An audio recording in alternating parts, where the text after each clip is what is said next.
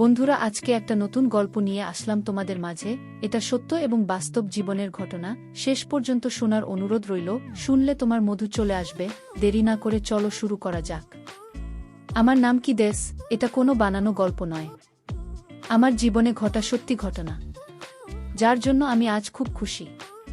তবে আমি এটা গল্পের মতোই বলার চেষ্টা করব, যেহেতু এটা আমার সত্যি ঘটনা, যা সত্যি তা বিস্তারিত সব বলবো। তাই শুরুতে অনেকের কাছে বোরিং লাগতে পারে, কিন্তু শেষের দিকে তোমাদের দাঁড়িয়ে যাবে। আমার এই ঘটনা আমার দিদির সাথে ঘটে যাওয়া ঘটনা। প্রথমে দিদির পরিচয় দেয়। আমার দিদির নাম অর্পণা। গায়ের রং ফর্সা, বয়স 24 বছর। দিদির শহরে একটা ভালো চাকরি করে।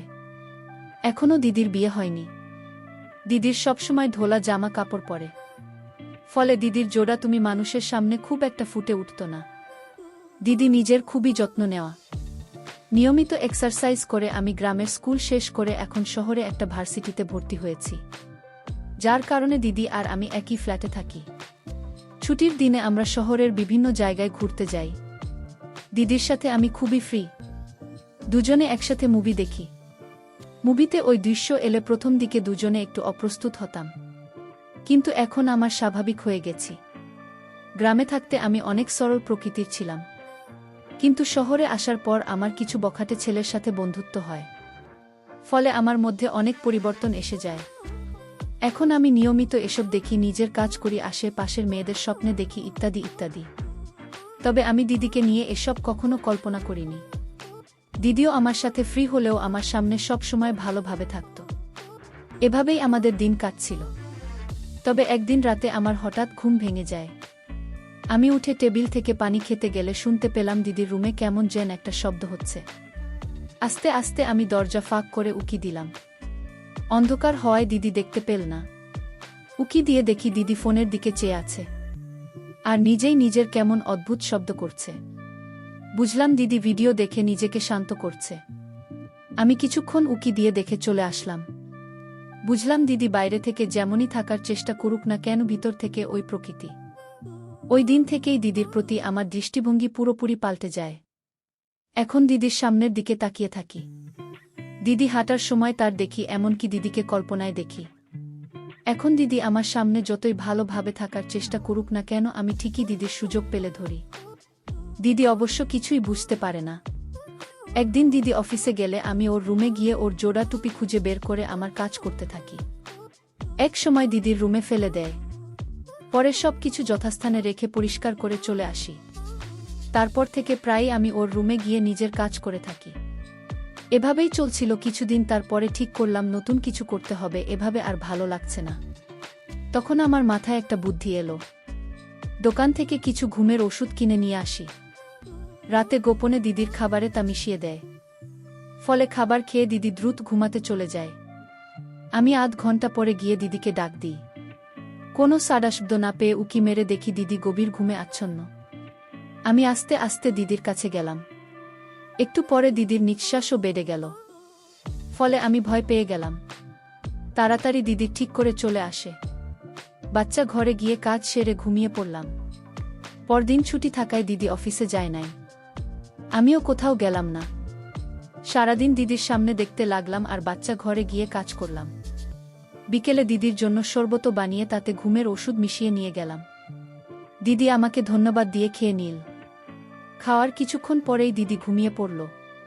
আমিও দেরি না করে দিদির কাজ শুরু করলাম।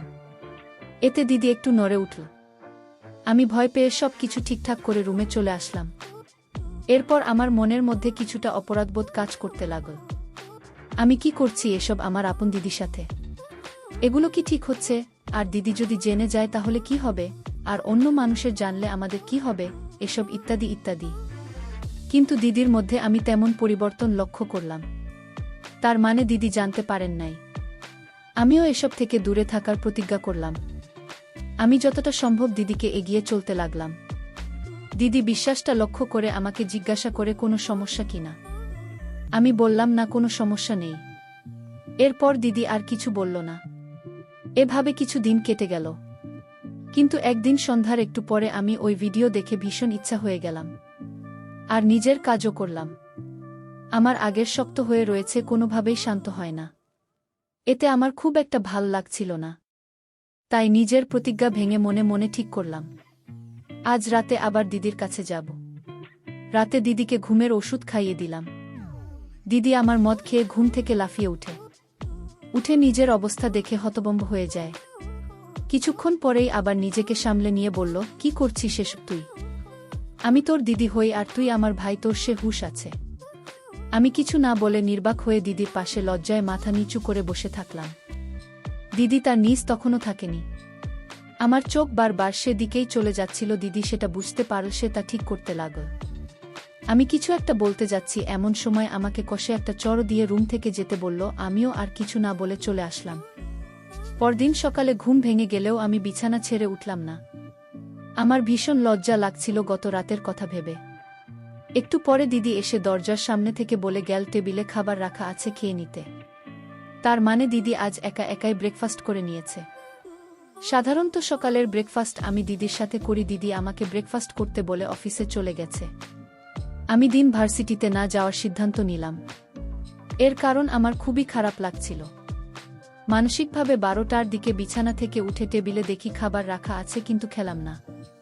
গোসল করে কিছুক্ষণ মোবাইল দেখলাম। তারপর দুপুরেও নাকি আবার ঘুমিয়ে পড়লাম। ঘুম থেকে উঠে প্রচণ্ড ক্ষুধা লাগছিল, কিন্তু খেতে ইচ্ছে করছিল না। বারান্দায় গিয়ে বসে রইলাম। সন্ধ্যার একটু আগে দিদি আসলো। এসে দেখল সে ভাবে খাবার রাখা আছে, আর আমি বারান্দায় বসে আছি।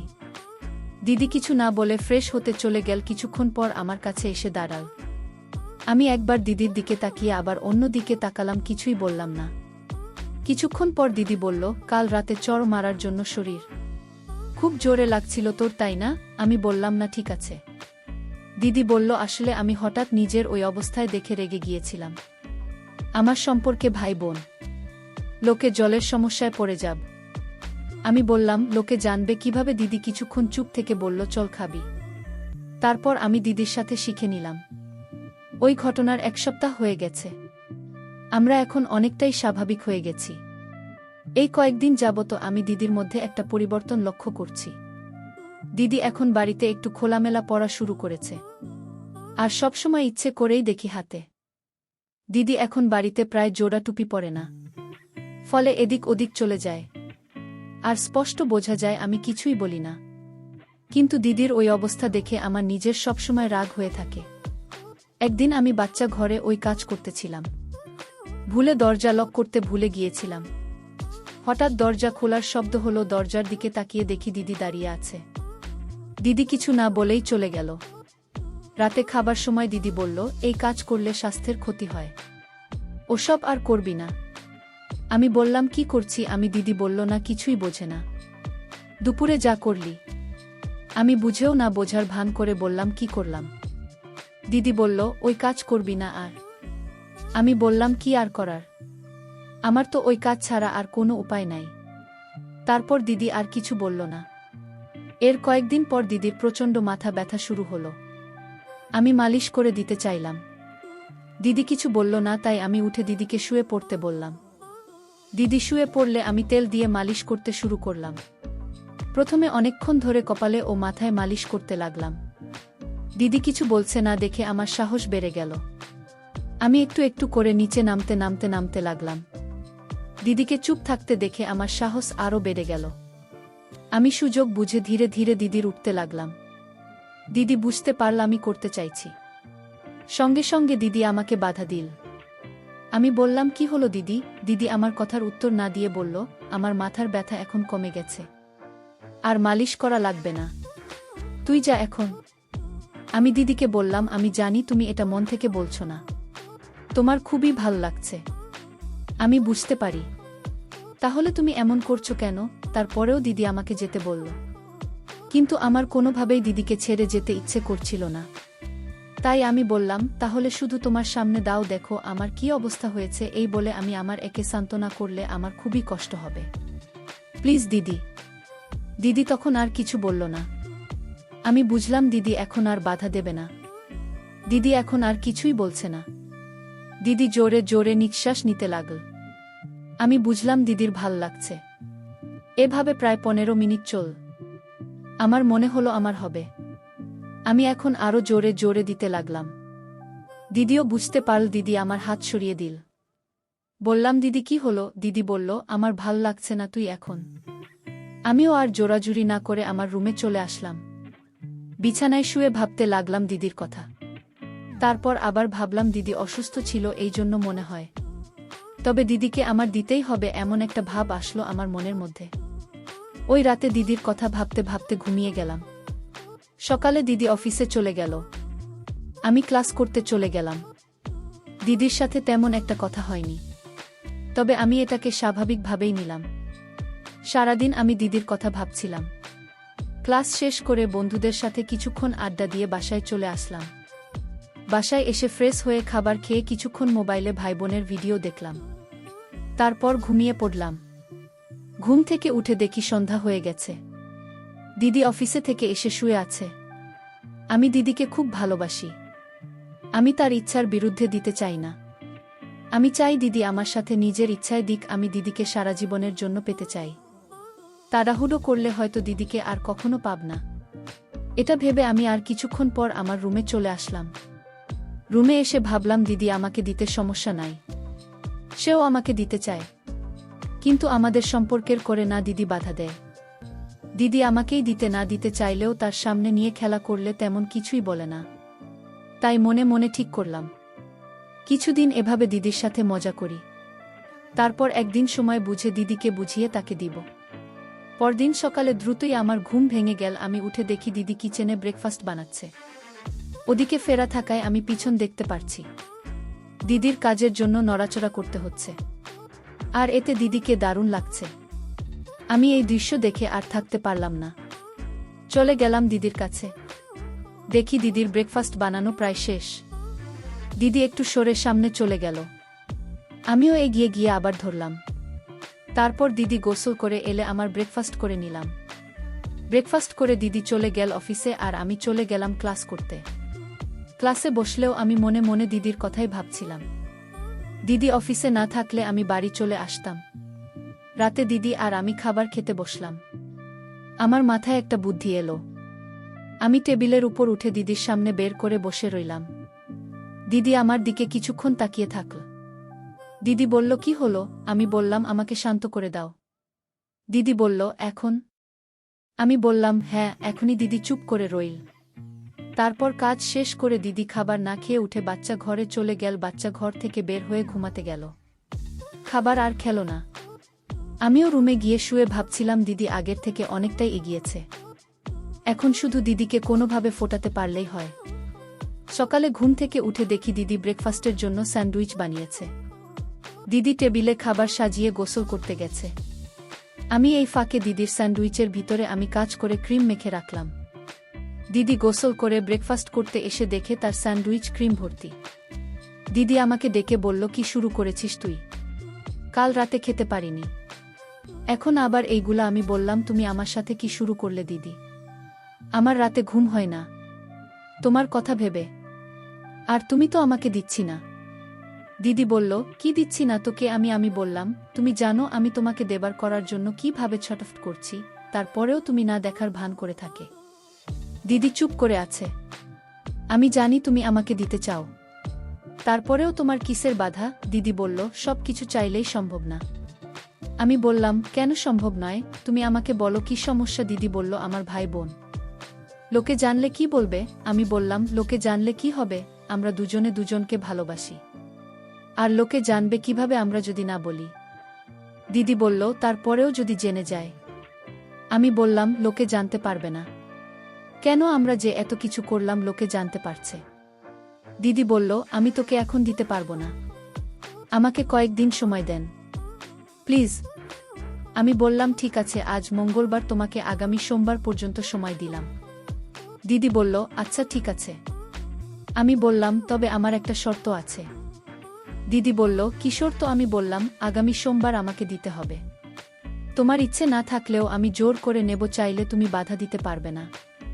দিদি বলল, তাহলে আমার একটা শর্ত আছে। আমি বললাম, বলো কি শর্ত?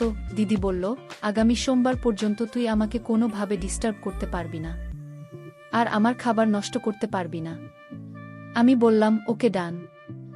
আমাদের মাঝে চুক্তির পরে দিদি ওর মতো করে ব্যস্ত হয়ে পড়ল। আমিও ভাবছিলাম 1 সপ্তাহ তো দেখতে দেখতে কেটে যাবে, কিন্তু সময় কিছুতেই কাটছে না আমার।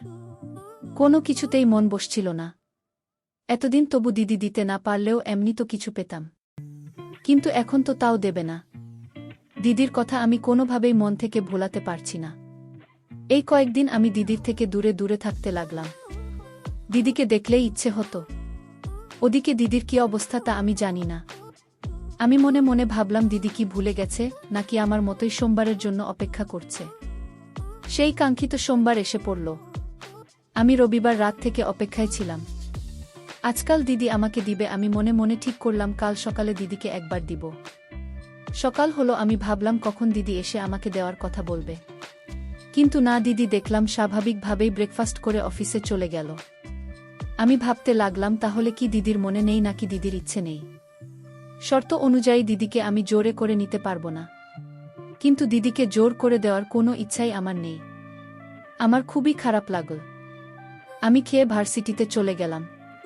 ক্লাস শেষ হলেও বাড়ি আসলাম না। বন্ধুদের সাথে আড্ডা দিতে লাগলাম। সারাদিন যে মনটা খারাপ ছিল তা ওদের সাথে আড্ডা দিয়ে কিছুটা কমেছে। আমার বাড়ি যেতে ইচ্ছে করছিল না। রাত 9টার দিকে দেখি দিদি টেক্সট করছে। কিরে, আমার ভাইটা কি ভুলে গেছে আজ সোমবার? আমি বুঝলাম দিদি ভুলে নাই, কিন্তু রিপ্লাই দিলাম না। তবে বাড়ি আসার জন্য রেডি হলাম। একটু পরে দেখি দিদি আবার টেক্সট করছে, রাগ না করে জলদি চলে আয়, তোর জন্য সারপ্রাইজ আছে। আমি দ্রুত বাড়ির দিকে যেতে লাগলাম আর সারা পথ ভাবতে লাগলাম দিদি আমার জন্য কি সারপ্রাইজ নিয়ে বসে আছে। বাড়ি গিয়ে দরজা খুলে ফ্রেশ হয়ে দিদির রুমে গিয়ে দেখলাম দরজা ভেতর থেকে আটকানো। আমি না করলাম একটু পরে দিদি দরজা খুলল। দরজা খুলে যা দেখলাম তাতে আমি হতভম্ব হয়ে দাঁড়িয়ে রইলাম।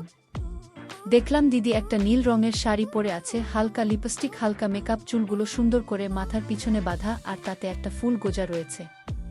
এসবের সাথে দিদির সুন্দর মুখ।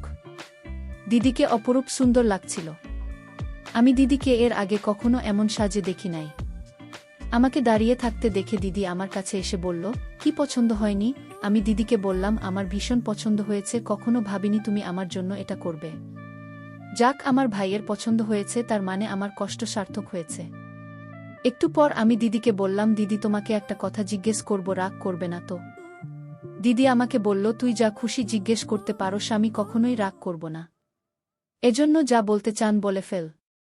তখন আমি দিদিকে বলি, দিদি তোমার এত ভয় কেন? দিদি বলল, কেন, তুই আমি ছাড়া অন্য কোনো মেয়ের বোর্ডে খোঁজ নাই? আমি বললাম, দেখছি, কিন্তু তা তো বিবাহিত মেয়েদের। কিন্তু তুমি তো এখনো বিয়ে করেননি। দিদি বলল, বিয়ে না করলে বুঝি এগুলো বড় হয় না? আমি বললাম, না, মানে আমি বলতে চাচ্ছি যে বিয়ের পরে ওদের পরিবর্তন হয়।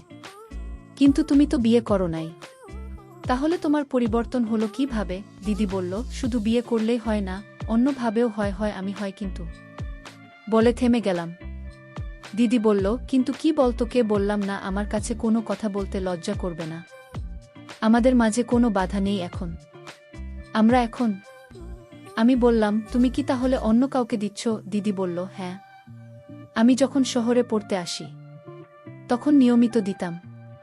এরপর চাকরিতে ঢোকার পর তা কমিয়ে দেয়। তারপর তুই যখন থেকে এখানে থাকতে শুরু করি তখন থেকে আমি পুরোপুরি বন্ধ করে দিই। আমি বললাম, কেন দিদি? দিদি বলল, এর অনেকগুলো কারণ ছিল। তার মধ্যে সবচেয়ে বড় কারণ হলো তোর মনে যেন কোনো সন্দেহ না আসে আমাকে নিয়ে। এরপর আমার কাছে এসে বসো। তুই এখানে ঘুমাবে নাকি তোর রুমে যাবি? আমি বললাম, তোমার অসুবিধে না থাকলে এখানেই থাকব। দিদি বলল, আমার কোনো অসুবিধা নেই, তুই যা চাইবে তাই হবে। এরপর বলল, তাহলে বাচ্চা ঘরে গিয়ে ফ্রেশ হয়ে আয়, আমি খাবার দিচ্ছি টেবিলে। আমি ফ্রেশ হয়ে আসলে আমরা খাবার খেয়ে নিলাম। খাবার খেতে খেতে আমি বারবার দিদির দিকে তাকিয়ে আজকের ঘটনার কথা ভাবছিলাম। দিদি বলল, কি দেখছিস এমন করে? আমি বলি, তোমাকে দেখছি, তুমি কত সুন্দর। আর এত সুন্দর একটা মেয়েকে আমি দেখলাম একটু আগে। দিদি একটু মুচকি হাসল, কিন্তু মুখে কিছু বলল না। খাওয়া শেষে আমি দিদির রুমে গিয়ে শুয়ে পড়লাম। একটু পরে দিদি এসে আমার পাশে শুয়ে পড়ল। কিছুক্ষণ চুপ থাকার পর দিদি বলল, আজ যা আমরা করলাম তাই ঠিক করেছি। আমি দেখলাম দিদির মনে এখনো বিভিন্ন সংকট রয়েছে। এটা না কাটলে পরে সমস্যা হবে। আমি বললাম, অবশ্যই আমার ঠিক করেছি। আমরা একজন অন্যজনকে ভালোবাসি। আর ভালোবাসা অপরাধ নয়। দিদি বলল, হ্যাঁ তুই ঠিক বলেছিস। আমরা একে অপরকে ভালোবাসি, ভালোবেসে সব করা যায়। ভালোবাসার মধ্যে কোনো বাধা নেই। আমি দিদির কথা শুনে দিদিকে একটা হামি দিলাম। তুমি একদম ঠিক বলেছ। তুমি আমার লক্ষ্মী দিদি।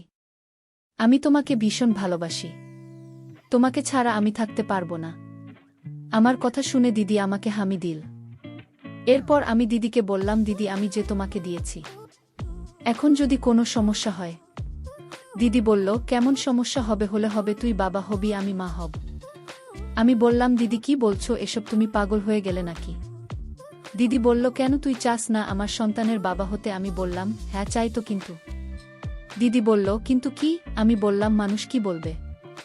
দিদি বলল, মানুষের কথায় কিছু যায় আসে না। তুই না বললি আমরা যা করেছি ঠিক করেছি। আমরা একে অপরকে ভালোবাসি, আর ভালোবাসায় সব করা যায়। আর এখন মানুষ কি বলবে তাই বলছিস? এর মানে তুই আমাকে ভালোবাসিস না? আমি বললাম, না দিদি, আমি তোমাকে অনেক ভালোবাসি। তুমি যা বলবে তাই হবে। মানুষের কথায় আমাদের কিছুই হবে না। তখন দিদি হেসে বলল, আরে ভয় পাস না, আমি এত সময় মজা করছিলাম তোর সাথে। আমি ওষুধ খেয়ে নেব, কোনো সমস্যা হবে না। আমি বললাম, সমস্যা হলেও আমার কোনো সমস্যা নেই। আমিও চাই তুমি আমার সন্তানের মা হব। দিদি শুনে আমার হাত ধরে বলল, ঠিক আছে, সময় হলেই দেখা যাবে। ভোরে উঠে দিদিকে অফিসে যেতে হবে। এজন্য তখন আর কাজ না করে দুজনে ঘুমিয়ে পড়লাম। সকালে ঘুম ভাঙল দিদির ডাকে। দিদি আমাকে বলল, দ্রুত উঠে ফ্রেশ হয়ে ব্রেকফাস্ট করব। আমি দিদির হাত ধরে বলি, আমার ব্রেকফাস্ট তো তুমি। দিদি একটা মিষ্টি হাসি দিয়ে বলল, এখন দুষ্টুমি করিস না, আমার অফিসে যেতে হবে। আমি বললাম, প্লিজ দিদি, বেশি সময় লাগবে না, আসো না, আমার ভীষণ ইচ্ছে করছে। কিছুক্ষণ পর দিদি ওর বাচ্চা ঘরে চলে গেল। আমি উঠে দিদির রুম থেকে এসে অন্য বাচ্চার ঘরে গিয়ে ফ্রেশ হয়ে এসে দেখি দিদি আমার জন্য টেবিলে বসে অপেক্ষা করছে। তারপর আমরা দুজনে ব্রেকফাস্ট করে নিই। দিদি প্রচণ্ড তাড়াহুড়ো করছিল। আমি জিজ্ঞেস করতে বলল, আমি কখনো অফিসে লেট করে যাই না, কিন্তু আজ তোর কারণে আমার বোধহয় দেরি হয়ে যাবে। আমি দিদিকে বললাম, একদিন দেরি করলে কিছু হবে না। আর তোমার বস কিছু বললে বলব আমার ভাই আমাকে দিয়েছিল, এই জন্য দেরি হয়ে গেছে। দিদি হেসে বলল, তুই অনেক দুষ্ট হয়ে গেছিস এই কয়েকদিনের মধ্যে। এরপর দিদি রেডি হয়ে অফিসে চলে যায়, আর আমিও ক্লাস করার জন্য চলে যাই। দুপুরে ক্লাস শেষ হলে বাড়িতে চলে আসিস। এসে খাওয়া দাওয়া সেরে ঘুমিয়ে পড়ি। ঘুম থেকে উঠে দেখি প্রায় সন্ধ্যা হয়ে গেছে। আমি দিদির জন্য অপেক্ষা করতে লাগলাম। দিদিকে ছাড়া আমার এক মুহূর্ত ভালো লাগছিল না। একটু পরেই আমার ফোন বেজে উঠল। দেখি দিদির ফোন রিসিভ করতেই দিদি একটা শপিং মলের ঠিকানা দিয়ে বলল, ওখানে চলে আয়। আমি ওখানে গিয়ে কিছুক্ষণ অপেক্ষা করার পরে দূরে দেখি দিদি এদিকে আসছিল। আমাকে দেখে দূর থেকে একটা হাসি দিল। দিদির হাসি এটা সত্যি অনেক সুন্দর।